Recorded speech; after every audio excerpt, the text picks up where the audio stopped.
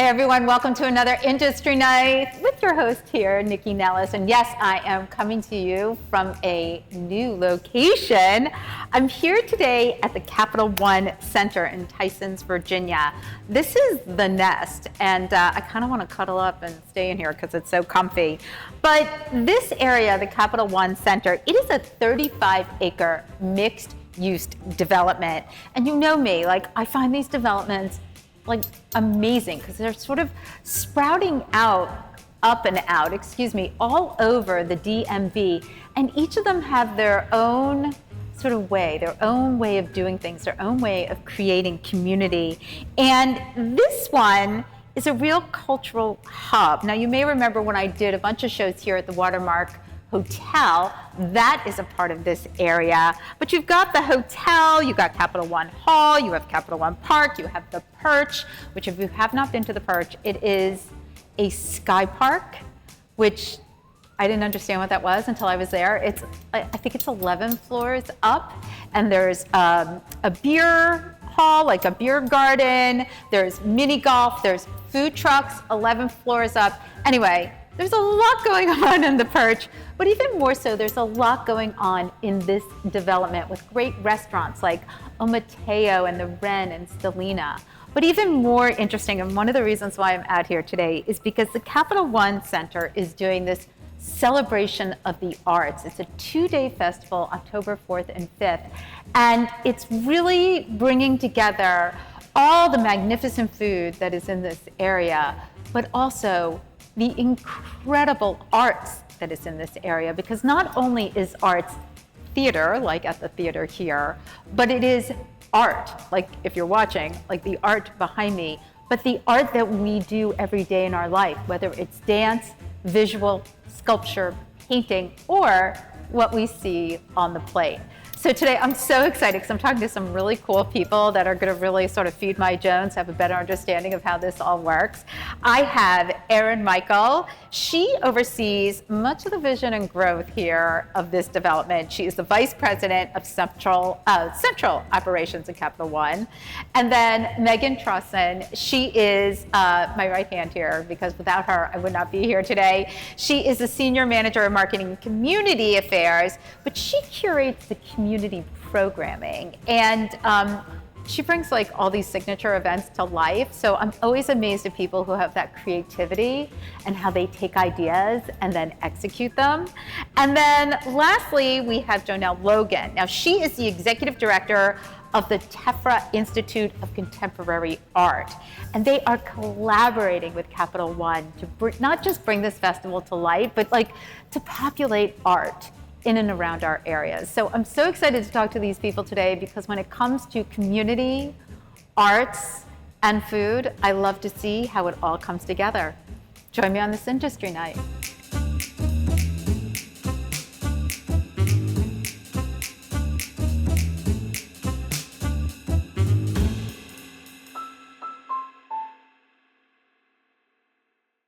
So if you're watching on YouTube, you will see that I am dressed for the celebration of the arts happening out here at the Capital One area.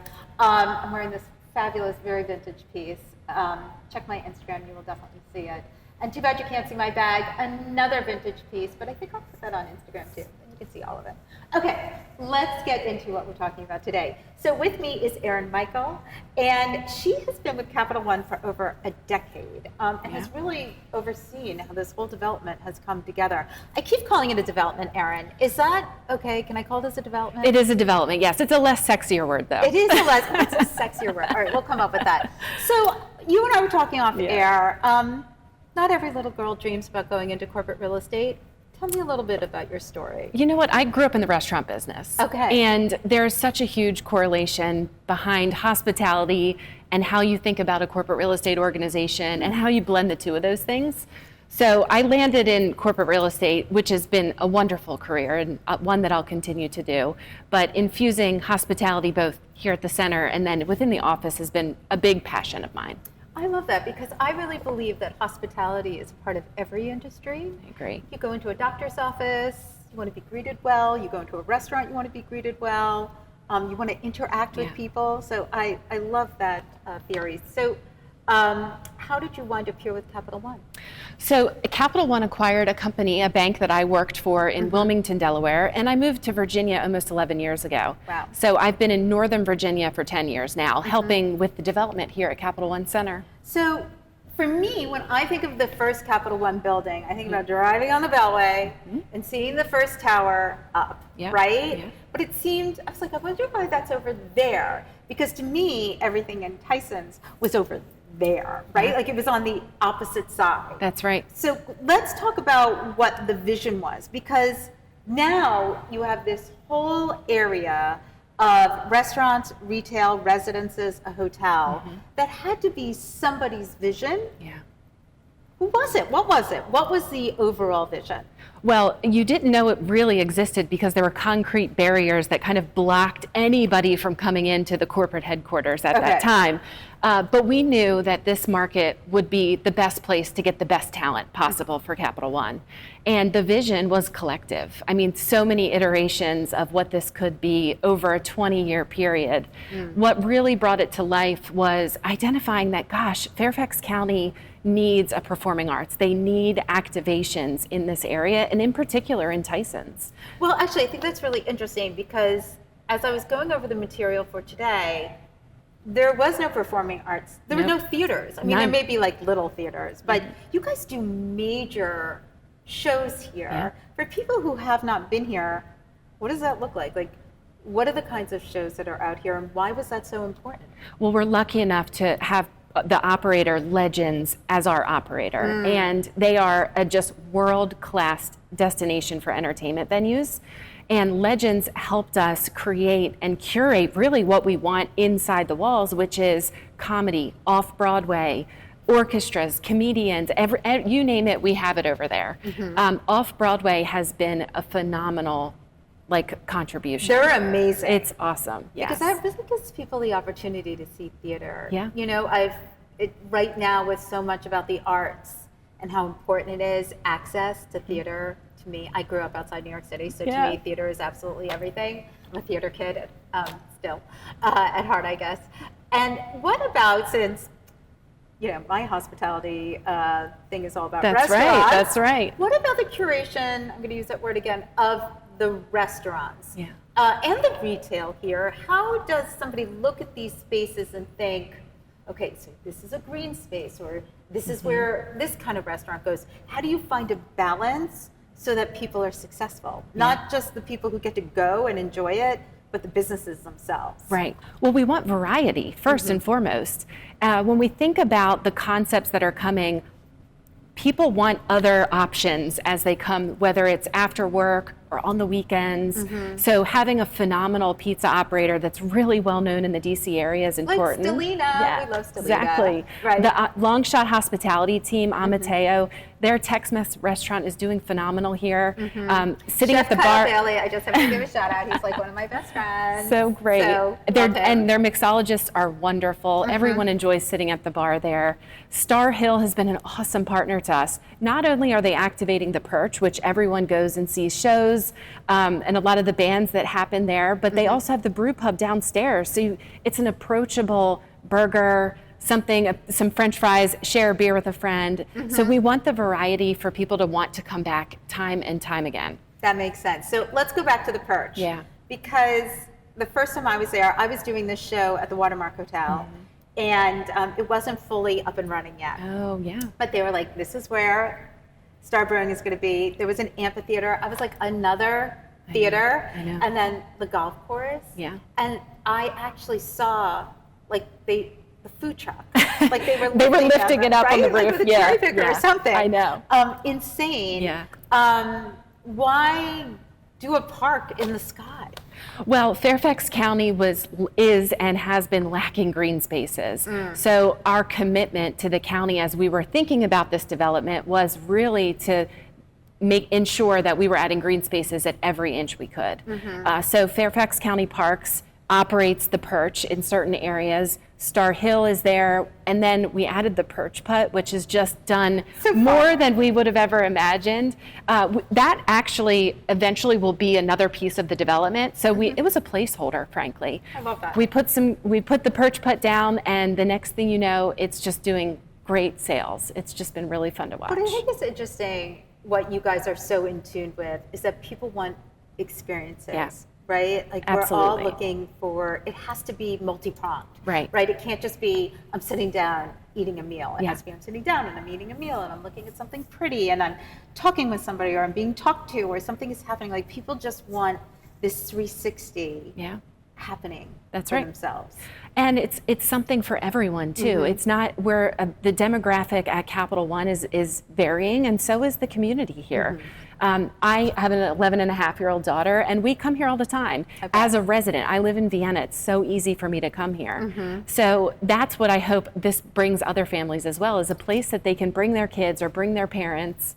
We had Kansas at the at Capital One Hall a couple of years ago, and I brought my parents, and it was a riot. It was such a great show. It was such a great show. All right. Well, on that note, I'm going to ask you to move down because I'm going to bring in Megan. Yeah. We're going to talk about sort of the confluence of arts here and how that all happened and how this festival is going to come Awesome. to be. So thanks. Look forward to I'm it. going to bring you back in a little bit. We'll do a panel discussion. Okay, now I'm on to Megan Trausen. Now she has a lot to do with all the events and things happening here. So I'm very excited to be talking to her because this arts festival is under your guise. But let's talk about first, there was a culinary festival this summer. Yeah. That's actually where you and I sort of really connected.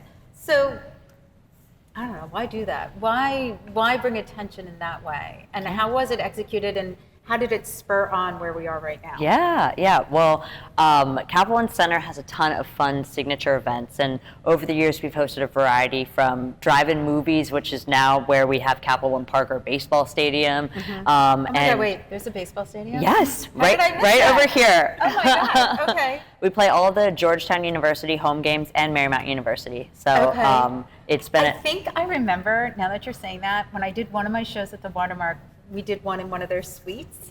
And you could we were see it. up there, and they were like, somebody told me, maybe it was Tara, that that's what it was going to be. I don't think it was built yet, or it was in process. Anyway, that's why. That's one of the fun things here, Nycci. When you come back in a year, we'll have something new built. I know, so but I every love year. that. So many surprises. But that's growth. That's exciting. That's like a constantly looking ahead of how to improve, how to do more, how to Yes. engage. Like, you can't stagnate, Right.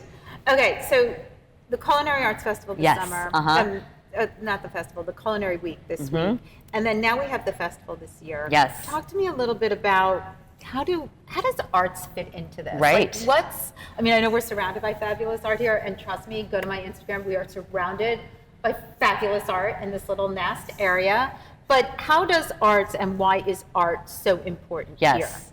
Well, because culinary is so part of the art space, I'll first share a little bit about the Culinary Week that we are riding the momentum from this summer. So in the past year and a half, we've opened 5 restaurants here at Cap One Center. Right. So it's really become a dining district. And we wanted to celebrate the chefs, mixologists, the restaurateurs here. So we had Battle of the Chefs, cocktail contest, curated dine-around, intimate gatherings like a masterclass sushi at Ren with Chef Yo. And Who is so darling. so darling. And We his love food, him. And his food is very good. Yes, yes, a must. And so all the events were sold out. There was so much engagement from our associates and the community to attend these events. And it was a different spin because there was a lot of hands-on engagement. We've hosted, for example, Perch Fest in the past where we've had 15,000 attendees. It's a music and mini golf festival at the You could fit Perch. 15,000 people upstairs? Over 3, well, not all at once. I was like, that sounds like a lot of people. Throughout 3 days, they all came. And so we know that people want to have hands-on engaging activities. And because we have so many pops of art and we have beautiful murals in our garages here and throughout the campus and amazing installations. And we thought, let's celebrate the arts in a way. That's really where the name came from. We wanted to put a big exclamation point on the fact that arts are part of the experience here. Okay, but why are arts part of the experience? I mean, we talked about the theater, right? Aaron and I talked about the theater and the kind of shows and how important that is. And then you've got the amphitheater upstairs. But you also have this real commitment working with artists, and there Yes. is art all over it, whether it's statues or murals or whatever. Yes. Why? Whose idea is it? And how does one go about curating that? And Mm-hmm. is there a specific lens in which you're putting up art or moving art around? So as you mentioned a little earlier, art can have so many lenses with performing arts, a beautiful painting, a beautiful dish that a chef created, and music. And so we wanted to bring all of those together in a unique way, which we haven't done with our curated events previously. Okay. So we're bringing in over 40 vendors for this 2-day outdoor block party arts festival. And October 4th and 5th. Yes, come on out. And we will have art making workshops and classes led by regional artists and organizations such as Washington Project for the Arts, Workhouse Arts Center, Arts Fairfax. They're all coming. Wait, Virginia Museum of Arts? What do Virginia they do? Museum of Fine Arts, Yes. yes. So they're going to have their traveling art mobile that's very famous. It's been here many times. It's very famous. And we're so excited to I feel host like them. it's a get. Yeah, so they'll have a pop-up art gallery to come in and experience. We also will have a fun kid zone. So Nycci, it's kid friendly. So all your My kids are all grown, but that's yeah, okay. but all your All of you people all your have your friends with kids. kids, Go ahead. Come with your come kids. on out. We have Right. chalk art. We'll have, of course, face painting, and then a ton of food vendors to lean into the food scene. And we've asked our restaurant partners to think creatively of during an arts festival, what do you want to see? So Right. so they'll have art activities as well, and we'll also have live music ranging from reggae to funk pop, rock pop. But why, I guess the question I'm asking, and I want you to think about it, is I love that you're having this arts festival. I love that you celebrate the arts. But why is it important to Capital One? Why is it important to this area? And where does that intersection come together? Well, it is a true partnership with Capital One Center, this mixed-use development, as well as Capital One's Arts, which is Capital One's investment in the arts. And art, we've mentioned it can mean so many things, but it also invokes curiosity and innovation and inspiration. And so having beautiful artwork and being able to celebrate someone's story and how they designed that, we really want to have that storytelling, and I know that we'll have fireside chats with you throughout the festival. Well, and let's talk about that a little bit, because you and I worked on that together, and I'm very excited. So during I'm breaking the wall, during the festival, I'll be sitting out right under like the Capital One moniker with like a little fake fireplace, but if it's cold out, it's going to be real. This girl does not like to be cold. But I'll be chatting with chefs and artists throughout the 2 days, and being able to sort of help them tell their stories as well, not just about this area, but more about who they are, what they are, and why they create, which I think is so, I love being able to do that. I mean, these are passionate people that have really interesting career journeys and stories.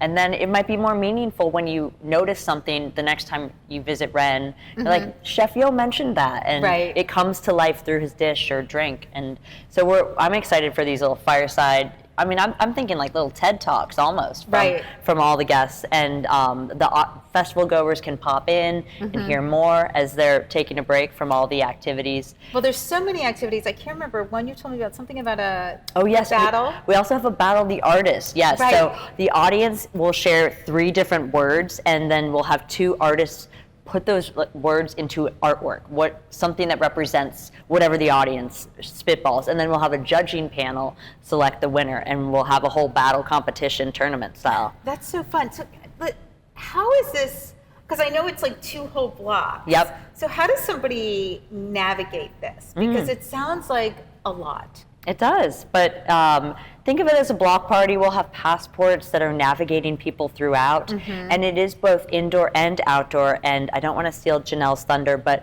Tephra has curated a really exciting immersive experience inside Capital One Hall. Oh, right, that's with VR, right? Yes. Okay. Virtual reality, sound, installation, projections, and so that is part of the whole arts experience. All right, well, that's a perfect segue. I'm going to bring in Janelle.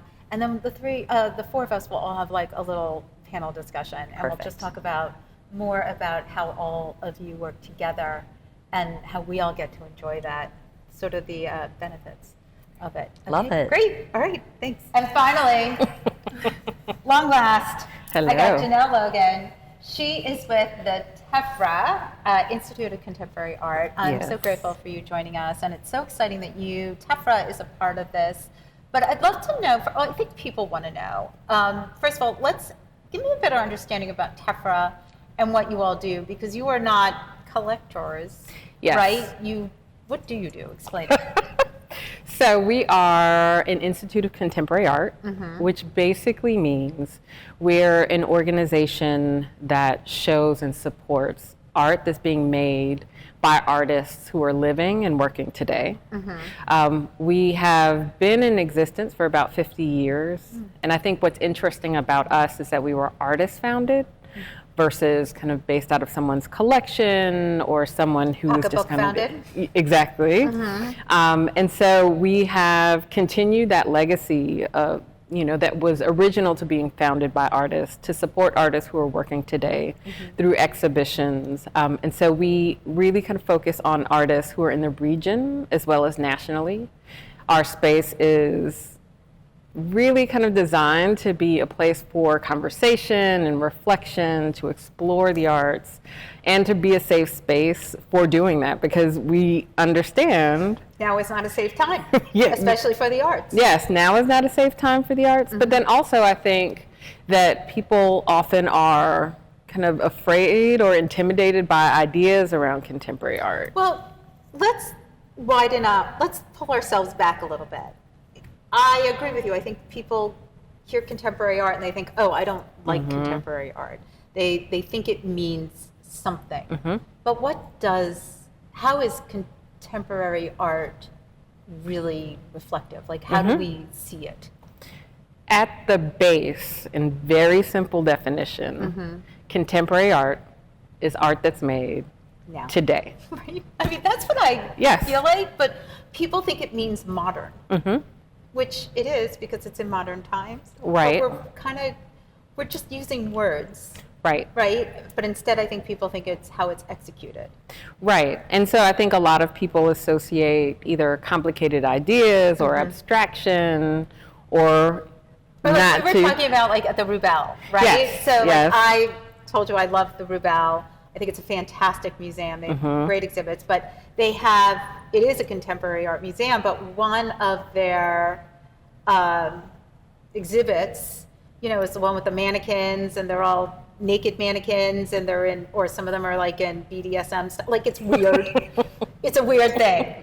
So I could see people being like, I don't like that, or I don't understand that. Right. And they think that's contemporary art, because it is, but so is the beautiful portrait painting. Right, so are landscapes, so are figurative images. And so we, as an organization, really work to create space for people to enter into contemporary art, but then also to show kind of the full spectrum of what that is.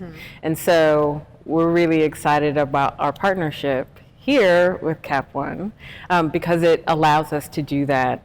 To really bring artwork to people in the street, so you don't have to come to an organization to see it, and to explore the range of what contemporary art means. So how do you reach people at this festival, for example? Like, you'll be here for 2 days. Megan mentioned that you'll be doing some virtual reality something. I don't really know what that is. How do you reach people? I feel like art and wine can sometimes be seen at the same way, right? People are afraid of wine. They think it's intimidating. I'm always like, it's just a drink. You either like it or you don't. You don't like it, spit it out. Who cares? Art is something you see visually or tactical. If you don't like it, walk away, right? Like, it's not. So how do you reach people? How do you get over that hump with them? I think people have forgotten that. And I think it is important to remember that humans are visual beings. And there's so much kind of language and meaning and kind of association with the arts. Our goal is to really kind of strike that at least for 2 days. So instead of going to a space where you have to travel to, right, we're going to be in public. And people can walk up and experience things as they're kind of celebrating the arts. And we'll have a range of things. So there'll be glass blowing demonstrations from Workhouse. There will be artists like Adjoa Burrows, who is a local artist in the area, who's doing printmaking classes for people. Oh, wow. The piece that you referenced in the vault is interesting because I think it kind of taps into some of that, like, what does that mean? Or like, how does that even work? I am not a tech person. Okay. So I kind of get like, VR headsets, but like teenagers get it. Of course. Right? I mean, they do. Right. They've grown up with it. Right. And so like the idea of artists using technology to create new works of art while at the same time doing landscape painting is really exciting and interesting. I want more. What is that? Because like when I think of technology being used in art, I think of that exhibit at the Smithsonian downtown, the TVs that create the United States, right? And that's an older piece. Right. But using technology as a way to communicate what each state sort of represents to the artist. So using VR, what will that look like here? So the artist is Arden Bendler-Browning. Okay. And interestingly, she is a part of the art collection here. And so it was this great opportunity to take an artist's work and expand on it, right? To really give space for her to kind of show some of her other work in connection to what's in the collection here. Cool. But it will be, and it's hard to explain, you have to experience it, so people need to come. Okay. It is based on her paintings that are abstract landscapes. And when you put on, so we'll be in the vault, you'll put on a VR headset. Right. You'll be able to map the room that you're in. So you'll see it, right? And there'll be light and there'll be sound. But what you're also able to do is to walk into her paintings. Oh, cool. Yeah, it's kind of awesome. Okay. And so like you're walking in and then the people that are around you will be able to see your experience on monitors. Right, so it's like all these things, right? It's like for those folks who are like, how do you use art, like technology in art? Right. You'll be able to see that work, right? For folks who are interested in landscape and like new ways of making landscape, you'll be able to see that, right? I think it's an awesome experience also for all ages, right? Because like that technology is exciting to young people and to older people. And then I think in the context of all the things that are happening on that day, it provides this really full experience and opportunity to like explore and question like what is contemporary art? Yes, and what is art, right? So like, as I said in the beginning of the show, we all see art differently. You know, I see an article of clothing as art, but not everybody else does, or what comes on your plate or what's poured in your glass. You know, a winemaker does feel, or a distiller does feel that this is their art winding up. So I think it's all about who you are and how you see it. What are you most excited about? Oh gosh, that's not fair. Not in general. I can't. Okay, I'm going to let you think about that. Okay. All right, I'm going to open it up to a panel because I kind of want to talk about how you all were able to take the art collection here. Because we mentioned it, we didn't really talk about it very much. What is the art collection here, and can people see it? Erin? Yeah. Well, so Capital One, our office portfolio, has and started an art collection when we first started opening buildings. So it was your traditional stodgy corporate art program, right? Just paintings. And it's been just a wonderful growth over the last 20 years. The woman who started the art program many moons ago is the one leading this relationship with Tephra and still continuing Capital One Arts today. Oh, wow. So she's been in the role for so many years and just evolved it to what it is. It has, the art collection, to answer your question, is inside most of our office spaces. Now, you can view from the lobbies of our building, you can view some of the beautiful pieces from the window line. So many of our viewers who come on October 4th and 5th will be able to see a lot of it. Unfortunately, most of our collections are inside our wall, so you'll have to get a guest pass through a Capital One Associates Just to see know it. somebody. Yeah, To see it. But Anne is her name, who's our art administrator. She has curated all of the visual arts that you see here at Capital One Center Right. with personal connections through Arts Fairfax, Tephra, and a lot of the local artists in the community. And we'll be offering tours during the weekend for anyone interested in seeing the public artwork and learning the story behind it. Oh, I love that. Because some of these pieces are museum quality, right? So, Absolutely. I mean, that's an incredible way. How will the restaurants be participating? You mentioned it a little bit when we were talking, but how do you foresee, like, what's the layout? Walk us through it a little bit, and like what you think will be some of the most fun things. Yeah, well, over 40 tents throughout all of the blocks, and so for example, Sisters Tysons is going to have a fun art making activity right outside their restaurant. A great stop if you want to pop in and get some artisanal gelato and have some art making. Also speaking with you, and as we said, that those sort of intimate fireside chats of hearing the story that led to their passion project and finding, the right fit. But 40 tents is a lot. Oh, yeah. I saw the schematic, whatever it's called. Like, I saw the design. So, like, what do you, if you're coming or you're coming, if the two of you are coming, you're working, right? I am, yes. I think we all are working today. If you're coming with your daughter, for example, what are you doing?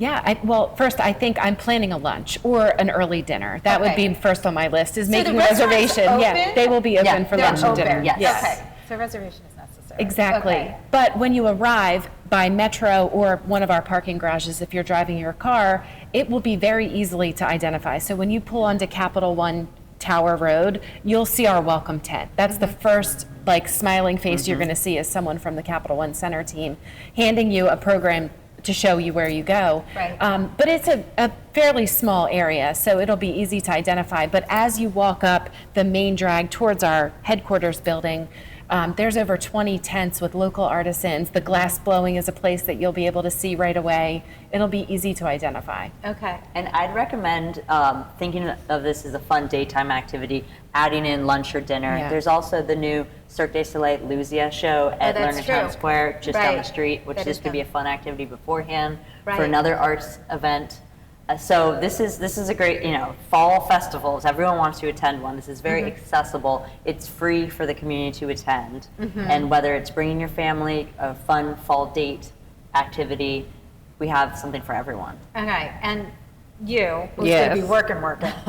I love it. What are you going to be working? I mean, you and I are both going to be working. I actually. know. So, I don't know if you'll have time to come over. I hope so. Maybe chat with me. But what are you excited about with the things that you're executing? I think I'm really excited to see the diversity of art that will be happening on the footprint. We have both artists and arts organizations who will be offering things to the public. And so I think that's really exciting. I know that everyone that we've talked to about being here is really excited to be here. And then also kind of tapping in and kind of seeing how people engage. I think those kinds of opportunities are always a chance to learn how people feel and approach the artwork, how they might find an organization that they want to visit later on. And I think I'm really excited about the idea of access. That's always been something that's exciting to me. Well, I think what's really different about this festival, because you mentioned that weekend there are a ton of festivals. It's also my wedding anniversary. But not a big one. What better way to celebrate than coming to Yeah. Capital One Center? That's not I'm hard going to for be you. here. He will be someplace else. It is the best way to celebrate. Trust me. Well, I think when a lot of people hear arts festivals, and this is not a criticism, it's just an observation. Usually in art festivals, you're buying art solely. It is not an experience of learning art, looking at art, watching art being made. It is more like people setting up their tents and selling you their art. It's a great way to buy art, don't get me wrong. But this is a little bit more than that. There's something else going on here. And it's more experiential, which I think is really interesting. That's right. Okay, so here's what I'd love to do, because I'm going to lead us out of this show. I would love each of you to just say your name again, who you are and what you do, and then I'm going to do a wrap up of the show, okay? Okay. I'm going to start with you. All right. I am Janelle Logan. I am the Executive Director and Curator at Tephra Institute of Contemporary Art. Excellent. So, Erin, Megan, Janelle, I want to thank you all for joining me today. I am very excited for this festival and what's going to be happening here. I'm really excited to see what you are activating, and I'm very excited to see how it all plays out. I mean, I'm looking forward, obviously, to talking with people and being able to share their stories. But to me, bringing culinary and art together in one space for a whole weekend, I mean, which is an awesome endeavor, I want to say. I'm looking forward to seeing how it looks. So I want to thank all of you for joining me today on this episode of Industry Night. Everything you've heard here you can find on the list, areyouwantit.com, the online museum that tells you everything happening in the DMV. I've got some special roundups in there. What's in there right now? Let's see, I got a football roundup. Brunch is coming if it's not up already. High holidays. I don't know. Oh, I got a martini roundup. Oh, and also where to take your dogs. It's all in there. You'll check that out. You want to follow me at NYCCINELLIS on all the platforms, but especially Instagram, because you know your girl is up there all the time. Foodie and the Beast is every Sunday at 11 a.m., the only food and wine variety show in the DMV. And I know you're listening on your podcast, but you can also watch this on YouTube. Thank you again for joining me. Thank you to everybody here for hosting me. Looking forward to seeing you all on the 4th and 5th. And be safe out there, please, because it's crazy out there. And have a delicious week.